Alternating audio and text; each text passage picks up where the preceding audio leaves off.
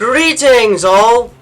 Today, we will be examining the legendary quartet known as the Forces of Nature, namely the legendary flying-type Pokémon Tornadus, the Cyclone Pokémon, the legendary electric flying-type Pokémon Thundurus, the Bolt Strike Pokémon, the legendary ground flying-type Pokémon Landorus, the Abundance Pokémon, and the legendary fairy flying-type Pokémon Enamorus, the Love-Hate Pokémon.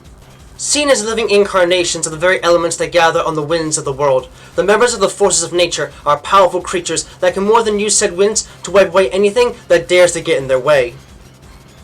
Tornadus are a purely male beasts with a very human-like upper body in their incarnate form, with green and purple spotted flesh with human-like arms and hands, and a lower half that floats on a cloud. The only part of the lower form that is visible being their long tail, which has a purple base that coils at the end with a series of beige-colored extensions that helps them generate windstorms.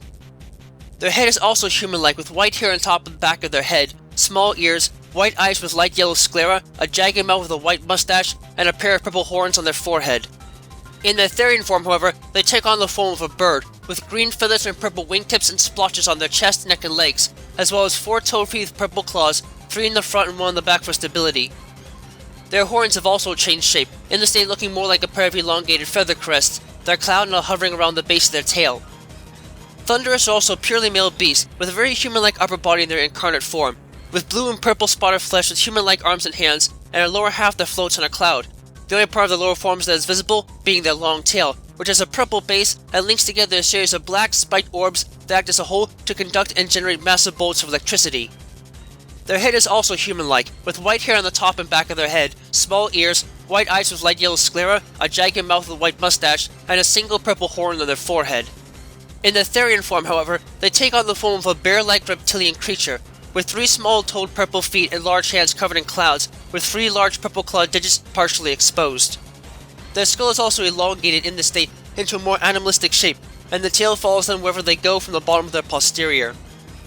Landorus are 2 purely male beasts with a very human-like upper body in their incarnate form, with orange and red spotted flesh, with human-like arms and hands, and a lower half that floats in a cloud. The only part of the lower form that is visible being their long tail, which has a brown base with a series of red spotted nubs along the length of it that are used to leak and spread fertilizer across the land.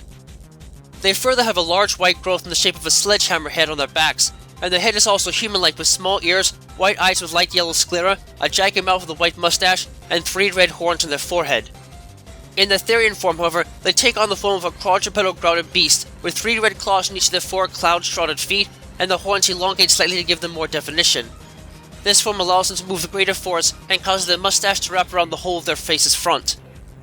Lastly, Enamorus is a bit of a departure from the other members of this group, in that they are female only, with a very human-like upper body in their incarnate form, with pink and dark pink spotted flesh, with human-like arms and 4-fingered hands, and a lower half that floats in a cloud. The only part of the lower forms that is visible being their long tail, which has a pink base and serpentine form that wraps around their neck, featuring a bulbous snake-like end. Their head is also human-like with white hair on the top and back of their head, with several hair tassels and 2 coils of hair that curve inward and meet in the middle to form a heart-shaped motif, as well as elongated ears, white eyes with light yellow sclera, a white mouth with fleshy white lips, and 4 pink horns on their forehead. In their Therian form, however, they take on the form of a large quadrupedal turtle, with 4 dark pink webbed feet and an elongated head and neck, the mouth taking on a semi-tubular state with a heart-shaped opening and white mandible, the horns in the head shortening slightly. Their tail is coiled around to form a shell-like top that lays in the back of the creature, a thick cloud shrouding the rest of their body from sight. While there are countless legends among Native Americans that refer back to the magnificent power and grace of many native legendaries, one legend originating in the Unova region is particularly interesting because it actually involves not only a Tornadus, a Thundurus, and a Landorus, but also people as well. Within many parts of the American Southwest, the climate is often unbearably hot, and the land is usually too dry or infertile to bear crops. At one time, many parts of the Unova region were almost exactly the same. At that time, the survival of people was effectively dependent upon 3 male deity-like creatures: Tornadus, which blew in rain-bearing clouds from afar; Thundurus, which uses electrical powers to continuously clear the land of dry brush in order to prevent massive destruction from fires; and Landorus, which seeded barren ground with fertilizer in order to enable plant growth. The problem is that many ancient Unovans only worshipped Landorus because, without its power to spread fertility, the efforts of the other 2 would be for naught. Eventually, Tornadus and Thundurus grew tired of being ignored for the most part, and decided to get revenge on humans by working together to destroy everything they had helped build. Tornadus swept away the homes and crops of the people with terrible windstorms, while Thundurus scorched the soil black with massive thunderbolts. The devastation was so immense that it seemed as if the very livelihood of the Unova region was in jeopardy. Landorus became furious with the beast and, although they were companions, used his tremendous might to force the two out of the Unova region temporarily, saving the people from their wrath. In honor of Landorus' bravery and willingness to protect the people despite their error, the ancient people of the Unova region built a shrine honoring his deeds within a small patch of the Unovan countryside. Even today, the Abundance Shrine stands proud among the surrounding environment and is continuously taken care of by the few native Unovans who remember the story. The Landorus involved in the incident eventually departed once it realized that the people of the Unova region no longer needed its power, but it still appears near the Abundance Shrine every once in a great while, and even then, only when it senses the presence of both Tornadus and Thundurus. It is likely that Landorus has yet to forgive his companions, who continue to plague the Unovan countryside to this very day out of sheer anger.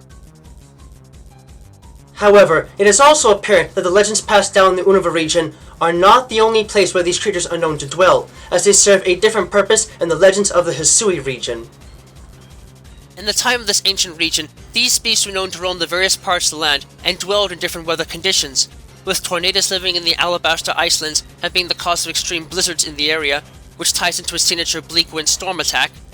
Thundurus living in the Cobalt coastlands and being the cause of severe thunderstorms in the area, which ties into his signature Wild Bolt storm attack, Landorus living in the Obsidian Fieldlands and being connected to the intense sunlight there, which ties into its signature Sandseer storm attack, and the fourth, previously undocumented member Enamorus, living within the Crimson Mirelands and being responsible for the cycle of renewed life that comes every spring season, which in turn also ties into his signature Springtide storm attack. Though the four are known to have been there in ancient times but documented to be a menace to some, it has been observed that their powers can actually negate the effects of space-time distortions from Giratina, and thus pause or otherwise reset them in areas to stabilize the fabric of space-time and keep the distortions from forming as readily as they might otherwise form. It is uncertain why they were once connected and tasked with this sort of duty, but given that the four of them are seen as representatives of the seasons in the Hisui region and its lore,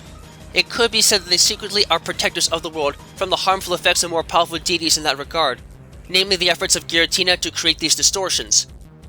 Regardless, however, it is clear that changing times forced these beasts out of their original homes as it became the Sinnoh region, and while Tornadus, Thundurus, and Landorus managed to find homes within the Unova region, Enamorus was pushed out completely by changes in climate that made the winter storms of the Hisui region and the Unova region too much for it to bear, leading it to travel to lands unknown,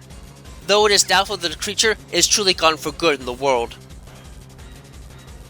Tornadus are unique among Pokemon for being one of the pure flying-type Pokemon known to actually exist, and their immense power more than cements their existence as legendaries. The clouds that Tornadus ride upon are generated from a cluster of organic nodules on their lower bodies that use thermal energy to create atmospheric conditions just perfect for the formation of a cumulonimbus cloud, in turn hiding and protecting the most sensitive part of their bodies. While it is still a relative mystery as how Tornadus are able to generate their primary powers, it is widely believed they are able to produce tremendous vibrations from the surrounding airspace with their tail, in turn generating massive gales without exerting much in the way of effort. While Tornadus are generally quite kind towards other life forms, they are also known for being quite mischievous and will sometimes generate massive, sometimes frigid tornadoes just for fun. This is directly linked to the signature Bleak Wind Storm attack, which isn't the most accurate of attacks, but is able to deal considerable damage and has a high chance of inflicting frostbite on anything it touches. Their pranks rarely go so well for humans, however, as the winds they are capable of generating can easily blow apart houses and tear down entire skyscrapers, at least in the case of their hurricane attack. Worse yet, they are inherently difficult for trainers and people in general to approach and catch, as they are able to travel through the sky at nearly 200 miles per hour.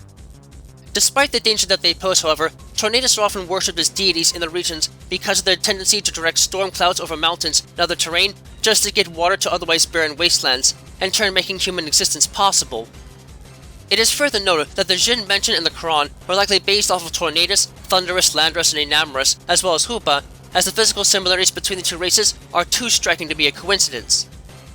In addition, it is quite likely that Tornadus may have served as the inspiration behind Fujin, a Japanese kami of wind. As far as the combat abilities are concerned, it can be said that these monsters are troublemakers to the extreme, and enjoy using their mischievous sides to wreak havoc amongst others, possessing Prankster as the only base ability, though those that also show themselves to be more rambunctious than normal can also have access to Defiant as a hidden ability. And looking at their stats, it can also be said these creatures are well built for movement and offensive power, the base attack, special attack, and speed stats being above average for a fully evolved flying type Pokemon, and can in turn make themselves into a potent offensive threat when needed. Like Tornadus, the clouds that Thundurus ride upon are generated by a cluster of organs near the lower halves that use thermal energy to create atmospheric conditions that are perfect for the formation of cumulonimbus clouds, in turn protecting the most sensitive part of their bodies. While Thundurus are not inherently unique in terms of type, their ability to generate and wield massive bolts of electricity is virtually unparalleled in the Pokemon world. While its appearance alone is quite frightening, the tails of Thundurus are massive organic dynamos capable of generating and concentrating tremendous amounts of electricity into a single point before releasing it all in a single massive thunder attack. While not the most damaging of thunder attacks, these massive lightning bolts are different from others in that they can be generated and fired accurately even if the weather is completely clear out, as the actual generator of the attack is not a storm cloud, but the tails of Thundurus. Such powers are perfectly reflected in the signature Wild Bolt Storm attack which, though not very accurate, is fairly powerful and has a high chance of paralyzing any creature it manages to touch. This can often prove to be an issue during the drier seasons, as a single bolt from a Thundurus can ignite a forest fire, and a few more can effectively reduce even a fairly large forest to ashes. In modern times, this has made Thundurus the target of many environmentalists for both positive and negative reasons, though in ancient times the positive traits were usually focused on more, as their powers can effectively clear dry brush from a clearing of forest and help ensure that no major forest fires ever occur. This also means that Thundurus is a revered creature in ancient times, as it would often burn up dry brush and trees to ensure that a few oases within arid environments were not ruined by sudden lightning storms. Unfortunately for modern humans, Thundurus are just as mischievous as they are kind, and have been known to create forest fires simply for the fun of it, oftentimes putting other life forms in unnecessary danger. It is further noted that the Jinn mentioned in the Quran were likely based off of it and its companions, as well as Hoopa, as the physical similarities between the two races are too striking to be a coincidence. In addition, it is quite likely that Thundurus may have served as the inspiration behind Raijin, the Japanese kami of thunder and lightning. As far as the combat abilities are concerned, it can be said these monsters are troublemakers to the extreme, and enjoy using their mischievous sides to wreak havoc amongst others, possessing pranksters the only base ability, though those that also show themselves to be more rambunctious than normal can have access to Defiant as a hidden ability. In looking at their stats, it can also be said these creatures are well built for movement and offensive power, as well as stamina and special defense to a point, the base HP and special defense stats being above average for a fully evolved electric type Pokemon, and the base attack, special attack, and speed stats being above average for a fully evolved electric and flying type Pokemon, and can in turn also make themselves into a potent offensive threat when needed. As with Tornadus and Thundurus, the clouds that Landorus ride on are generated by a cluster of organs near the lower halves that use thermal energy to create atmospheric conditions that are perfect for the formation of cumulonimbus clouds, in turn protecting the most sensitive part of their bodies. Among all known life forms, Landorus are utterly unique among non-plant creatures in that they have the ability to bring nutrition to otherwise barren, useless ground. The tails of Landorus are actually potent fertilizer factories that use natural compounds in the air and in rocks to create powerful fertilizers and acids and bases, depending upon the pH of the ground, that can effectively turn any environment, no matter how inhospitable it may be, into a flourishing paradise. When sprayed upon barren earth, this mixture injects massive concentrations of nutrients essential for plant growth, while systematically breaking down and processing rock above and below the ground, generating fertile soil as an end result. The sheer volume of plentiful crops that can be generated from such soils are so large that many people have come to refer to Landorus as the guardian of the fields. Since there are effectively no negative consequences associated with their abilities, Landorus are widely accepted as purely good omens and are often respected far above Tornadus and Thundurus, sometimes leading to major disputes among the three species in the wild. Unlike the other members of the forces of nature, Landorus are not specialized in special attacks, but physical attacks, and are well known for their intense physical strength. Nonetheless, Landorus still have the ability to wield special attacks surprisingly well, most likely as a consequence of the strong connection to the natural world, and this is taken advantage of fully by the signature Sandseer Storm attack which, though relatively inaccurate, is quite powerful and has a high chance of burning any creature that makes contact with it. They are also a bit slower than their contemporaries, but are more than compensated with better physical defenses and slightly higher stamina. Perhaps most importantly, however, they are exceptionally kind towards humans and enjoy teaching others about the natural world and how to take care of it, possibly explaining how humans were able to rapidly propagate through otherwise barren environments so quickly in ancient times. Why they show such a special interest towards an otherwise destructive species is uncertain, but it is quite possible that they see some great potential in us. Regardless, Landorus do not take very kindly to being attacked or insulted, and will gladly obliterate anything that dares to challenge them with powerful attacks like Stone Edge and Fissure. It is once again noted that the Jinn mentioned in the Quran are likely based off of it and its cohorts, as well as Hoopa, as the physical similarities between the races are too striking to be a coincidence. In addition, it is quite likely that Landorus may have served the inspiration behind Inari, the Japanese kami of fertility. While the two beasts they often called in to help tame might use the mischievous side to tap into their natural abilities, Landorus prefer to draw their power solely from the land around them and grow stronger the more of it that is available, in turn granting them access to Sand Force as their only base ability.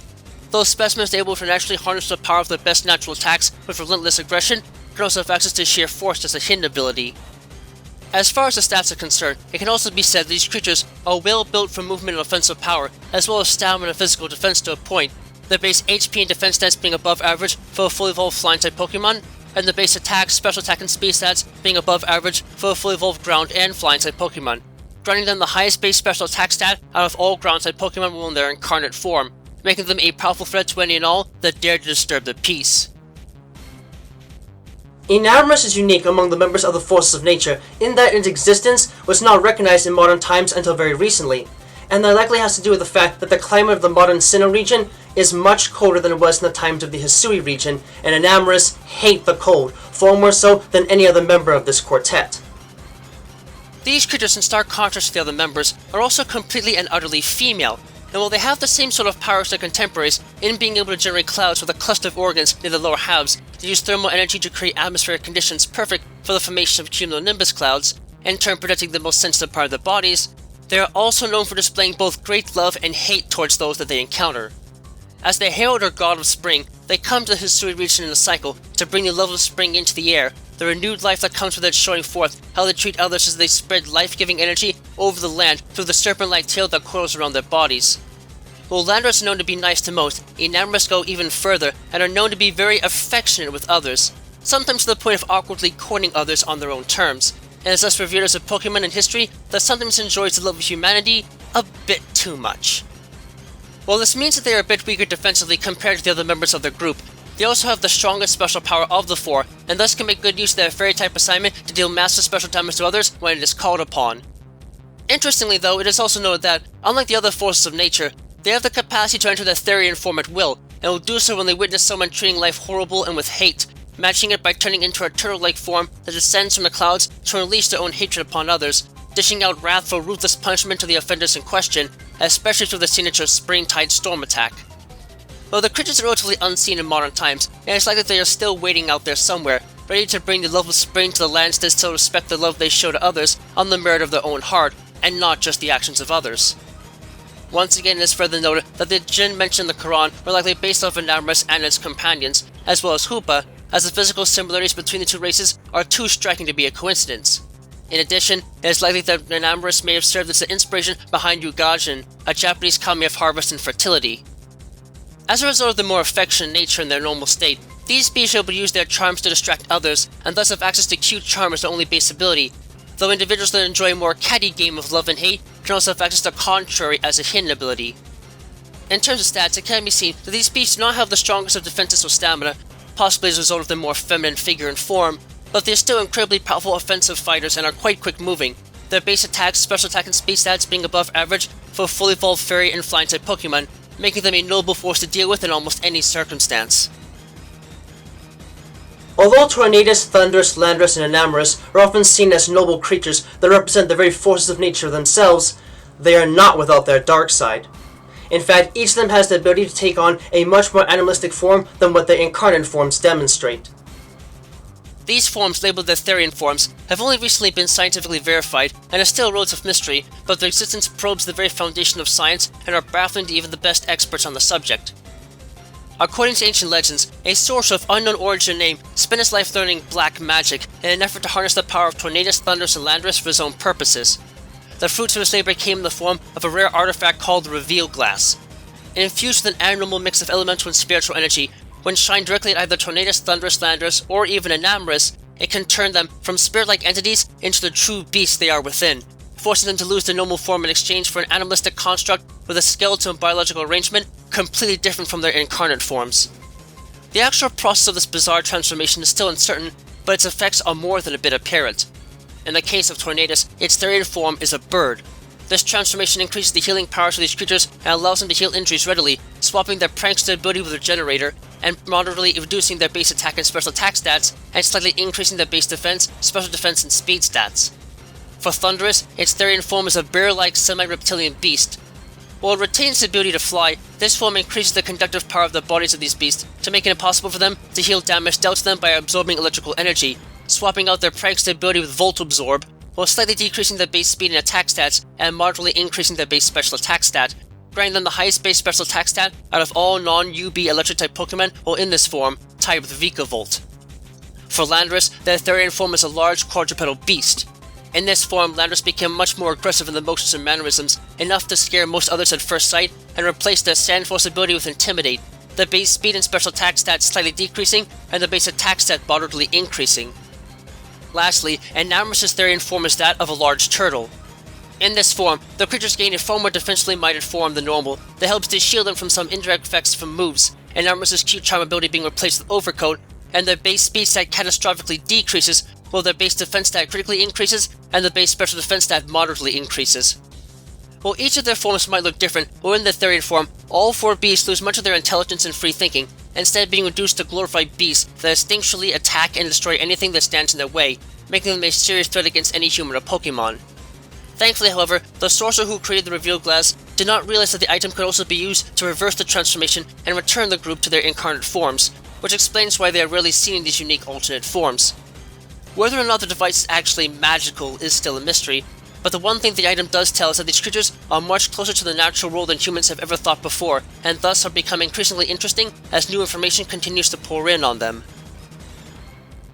The forces of nature are truly among the most dangerous of beasts out there, and while they might not look incredibly tough at first, their control over the powers of the wind and the seasons more than renders them a terrifying quartet to have to deal with. Tornadus brings the wicked winds of the winter with them wherever they roam, which is a bit odd seeing as they're pure fly types, but the lack of a true ice type element tends to do them a lot of good in the heat of battle. While the Therian form might be a bit weak on offense, it can take hits really well and is fast enough to usually outspeed most others when they need to move first. Thundurus bring with them the wicked rains of thunderstorms of the summer months with great fervor, and their powerful electrical attacks can make them a dire threat to many. This is only exemplifying their bestial Therian form as well, being able to deal immense damage with their special attacks at the cost of some of the physical offensive power and agility. Landorus show the fertility of the autumn months when their presence is felt, helping to ensure that plants and crops especially are ready for harvest time, while also plying through anything that cannot resist the earth and sand-based attacks. They can easily prove to be an even more terrifying force to face in the Therian form, literally scaring others that gaze upon them before leaping at them with great ferociousness. And lastly, Enamorus, while still fairly mysterious in its mannerisms and thoughts, brings the lovely warmth and love of the springtime wherever it roams, giving love, care, and life to all those that wake from the slumber to partake in the outdoors once more. You should be cautious about how you approach them, however, for the Therian form will convert all that love to pure hate when provoked, and unleash it upon all those that dare to disturb it. Together, these legendary creatures have more than earned their title in practice, and should be feared by all, even if you think you have a way to bring them down and out of the air. Serving as the embodiment of the very forces that dictate the way the world changes as the seasons progress, and wicked beasts of the wind in turn, the forces of nature could not be better described as such with what they can do in battle. It's unlikely that you will ever actually come across these entities in the wild, but the few that do had better be prepared for a hell of a fight no matter what. As such, do yourself a favor and never keep your back to the wind when these creatures are loose, or you might just regret it when the gale of wind that comes your way does more than just sweep you into the hands of oblivion.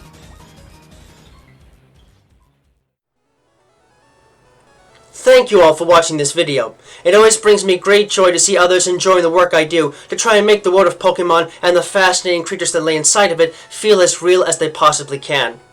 If you really enjoy my work, please feel free to leave a comment and subscribe, as I always do my best to respond to any and all comments that are left on my videos. In addition, if you wish to learn more about my work and help support it, you can find links to my Patreon page, as well as email and other contact information to my work on DeviantArt in the video description down below.